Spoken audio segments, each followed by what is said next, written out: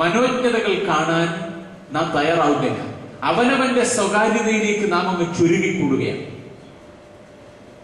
പൗലോസ് ബക്കിന്റെ സ്വന്തമായ മുറി എന്ന് പറയുന്ന ആ നോവൽ നിങ്ങൾ വായിച്ചത് നിങ്ങൾക്ക് അറിയാൻ പാടില്ല. സ്വന്തമായ ഒരു മുറി എന്ന് പറഞ്ഞ ഒരു കാര്യം എഴുതി. ഇന്ന് വീട് പണിയാൻ ഉടനെ ഒരു പുതിയ വീട് പണിയാൻ പോവാണ് എന്നെ ആദ്യം ചെയ്യുന്നത്. വീട്ടിൽ എത്ര പേരുണ്ടോ അവർക്കെല്ലാം ഓരോ മുറി, എല്ലാവർക്കും ഓരോ മുറി, സ്വന്തമായി ഒരു മുറി. അവിടെ എന്താണ്, ചേട്ടനും അനിയനും ഒരു മുറി കിടന്ന് ഉറങ്ങുന്നില്ല. കാരണം അവന്റെ സ്വകാര്യതയിലേക്കുള്ള കടന്നുകയറ്റമാണ്. അതുകൊണ്ട് ചേട്ടനും അനിയനും തമ്മിൽ ഒരു മുറിയിൽ ഉറങ്ങാൻ അനുവദിക്കില്ല. 3 വയസ്സാകുന്നതിന് മുമ്പ് തന്നെ ഒരു കുഞ്ഞിനെ ഭാര്യയും ഭർത്താവും കിടന്ന് ഉറങ്ങുന്ന മുറിയിൽ നിന്ന് മാറ്റി കിടത്തും. അവന്റെ സ്വകാര്യതയിലേക്ക് വിടും. അത് കഴിഞ്ഞ് 18 വയസ്സാകുന്നതിന് മുമ്പ് അവൻ വീട്ടിൽ നിന്ന് ഇറങ്ങിപ്പോകുമ്പോഴും ഇരുന്ന് കാര്യം. 3 വയസ്സാകുന്നതിന് മുമ്പ് അവൻ മാറ്റി കിടത്തും. 18 വയസ്സ് കഴിയുമ്പോൾ അപ്പനെ അമ്മ വേണ്ടാന്ന് പറഞ്ഞ് ഇറങ്ങിപ്പോകുമ്പോഴാണ് പിന്നീട് കരുത്തിൽ തുടങ്ങും. ഇങ്ങനെ സ്വന്തമായി മുറി ഉണ്ടാക്കാൻ തുടങ്ങിയതാണ് നമ്മുടെ രണ്ടാമത്തെ പ്രശ്നം, സ്വകാര്യവൽക്കരണം, പ്രൈവറ്റൈസേഷൻ. എല്ലാവർക്കും ഇന്ന് സ്വന്തമായിട്ട് ഓരോന്നാണ്. പണ്ട് ഞാൻ ഓർക്കുന്നുണ്ട്, ഞങ്ങളൊക്കെ സ്കൂളിൽ പഠിക്കുന്ന സമയത്ത് ഈ നാരങ്ങ മുട്ടായി എന്ന് പറയുന്നൊരു സാധനം ഉണ്ടാണ്. ഇപ്പോൾ അതുകൊണ്ടൊന്നും എനിക്കറിയില്ല. കണ്ടോ? നാരങ്ങ മുട്ടായി എന്ന് പറയുന്ന സാധനം. അതിങ്ങനെ നാരങ്ങയുടെ അല്ലി പോലെ ഇരിക്കും കണ്ടാൽ. അതിൽ ഒരെണ്ണം വാങ്ങിച്ചാല് അത് മുറിച്ചാണ്. ഇപ്പൊ വീട്ടിൽ 2-3 പേരുണ്ടെങ്കിൽ ഒരെണ്ണം ഉണ്ടെങ്കിൽ മുറിച്ചായിരുന്നു ഒരാൾ കടിച്ചു പൊട്ടിച്ച് മറ്റേയാക്കോ. ഞാൻ പണ്ട് ഓർക്കുന്നില്ല, സൺഡേ സ്കൂളിൽ പോകുമ്പോൾ, ഞങ്ങളുടെ സൺഡേ സ്കൂളിൽ പോകാൻ കുറേ ദൂരവും. അപ്പൊ വീട്ടിൽ നിന്ന് 10 പൈസ അതിന് കപ്പലിന്റെ വാങ്ങി പോകുന്ന വഴിക്ക്, അവിടുന്ന് പോകുന്ന വഴിക്ക് കപ്പലിന്റെ വാങ്ങി. ഈ കപ്പലിന്റെ അങ്ങ് വരെ തികയത്തില്ല, അങ്ങ് വരെ എത്താനുള്ള വഴി തികയത്തില്ല ഇത്രയും കപ്പലുണ്ട്. അതിന് എന്ത് ചെയ്യുന്നറിയാമോ? ഈ കപ്പലണ്ടി പൊളിച്ചിട്ട് 2 അല്ലി ഉണ്ടല്ലോ അത് രണ്ടാക്കി പകുത്ത് കൊടുക്കും, അങ്ങ് വരെ കിട്ടും. അപ്പൊ ഈ ചേട്ടന്മാരും പെങ്ങന്മാരും ഒരുമിച്ച് പോകുമ്പോ അങ്ങ് വരെ കുറിക്കാനുള്ളത് കിട്ടും. ഇങ്ങനെ ഒരു ഷെയറിങ് എന്നുണ്ടായി. ഇത് കൊച്ചു കാര്യമാണ്, പക്ഷെ ഞാൻ ഓർക്കുന്നു എന്തോ ഒരു സന്തോഷമായിരുന്നു. ഇന്ന് അതുണ്ടോ? ഇന്ന് വൈകിട്ട് വരുമ്പോഴത്തേക്ക് എത്ര 5 സ്റ്റാർ അങ്ങനെ ഇപ്പൊ മനുഷ്യൻ പിള്ളേർക്ക് ഓരോന്നല്ല, ഈരുണ്ടോ, എത്ര വേണം, അവനവൻ സെപ്പറേറ്റ്, ആർക്കും മുറിക്കുകയും വേണ്ട, കടിക്കുകയും. ഈ സ്വകാര്യവൽക്കരണമാണ് രണ്ടാമത്തെ പ്രശ്നം. അതുകൊണ്ട് അവന്റെ ചെറുപ്പത്തിൽ തന്നെ 3 വയസ്സ് കഴിയുമ്പോൾ തന്നെ അവൻ എന്താക്കി? അവന്റെ ഹൃദയത്തിനകത്ത് അവനൊരു കോട്ട കെട്ടി, ഒരു മതിൽ കെട്ടി. ചേട്ടൻ എനിക്ക് വേണ്ട, അനിയൻ എനിക്ക് ആവശ്യമില്ല. ഇതാണ് രണ്ടാമത്തെ പ്രശ്നം.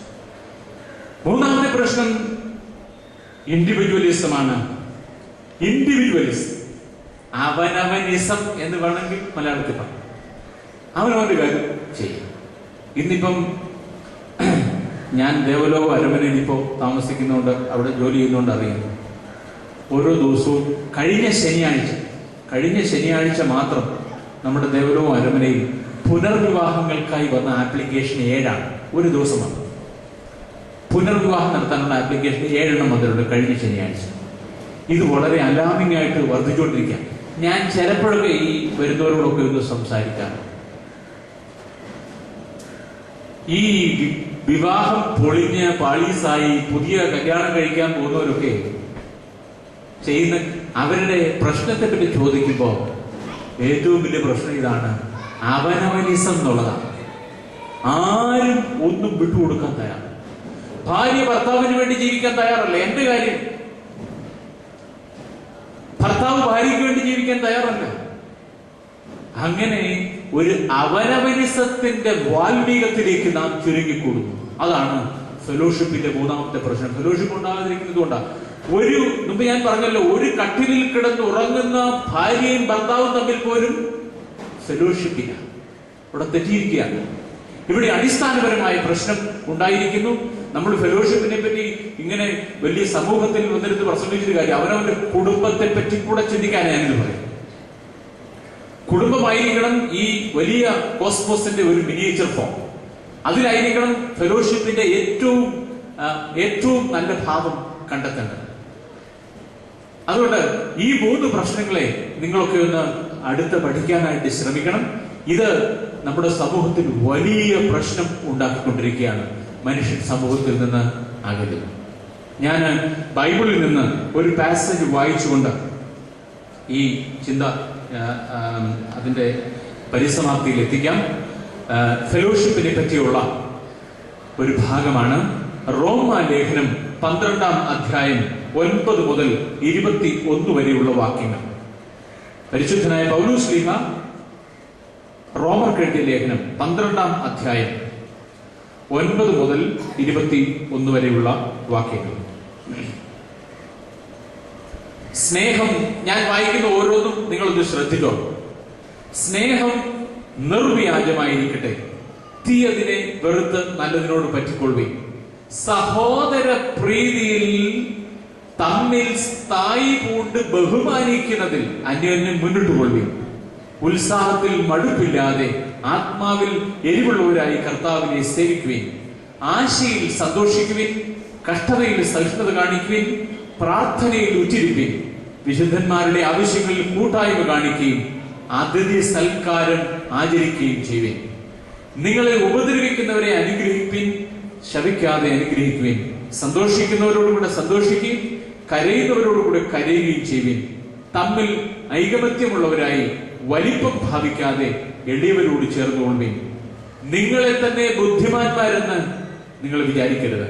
ആർക്കും തിന്മയ്ക്ക് പകരം തിന്മ ചെയ്യാതെ സകല മനുഷ്യരുടെയും മുമ്പിൽ യോഗ്യമായത് മുൻകരുതി കഴിയുമെങ്കിൽ നിങ്ങളാൽ ആവോളം സകല മനുഷ്യരോടും സമാധാനം ആയിരിക്കും. പ്രിയമുള്ളവരെ, നിങ്ങൾ തന്നെ പ്രതികാരം ചെയ്യാതെ ദൈവകോപത്തിന് ഇടം കൊടുപ്പിൻ.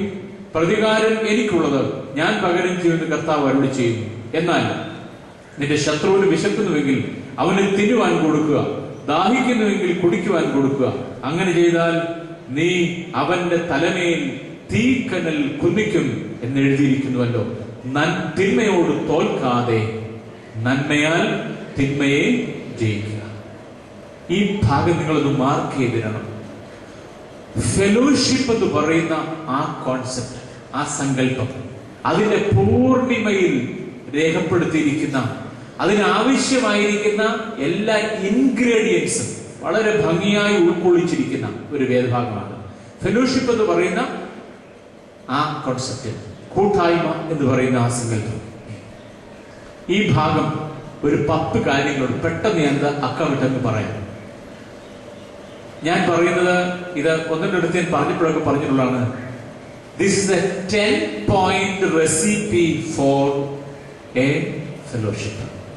ഒരു ഫെലോഷിപ്പിനുള്ള ഒരു 10 പരിപാടിയാണ്, 10 റെസിപ്പിയാണ് ഇത്. ഒന്നാമത്തത്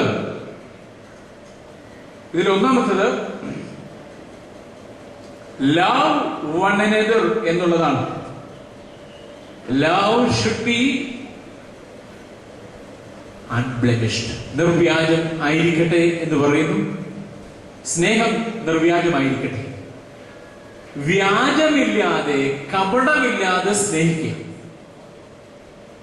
ഇത് ഫെലോഷിപ്പിന്റെ ഏറ്റവും പ്രധാനപ്പെട്ട അടിസ്ഥാനപരമായ കാര്യമാണ്. സ്നേഹമില്ലാതെ മറ്റൊന്നും നടക്കുകയില്ല. എത്ര SMS അയച്ചാലും, എന്തുമാത്രം ഫോൺ വിളിച്ചാലും സ്നേഹമില്ലെങ്കിൽ യാതൊരു പ്രയോജനവും ഉണ്ടാവുന്നില്ല. അതുകൊണ്ട് സ്നേഹമാണ് അഖിലസാരം ഒഴിയിൽ. സ്നേഹമാണ്, സ്നേഹത്തിൽ ഉദിക്കുന്ന ലോകം സ്നേഹത്താൽ വൃദ്ധി തേടും. സ്നേഹം നിർവ്യാജമായിരിക്കണം. ഇന്ന് കാണുന്ന അധികം സ്നേഹങ്ങളും കള്ളക്കമ്മട്ടങ്ങളാണ്.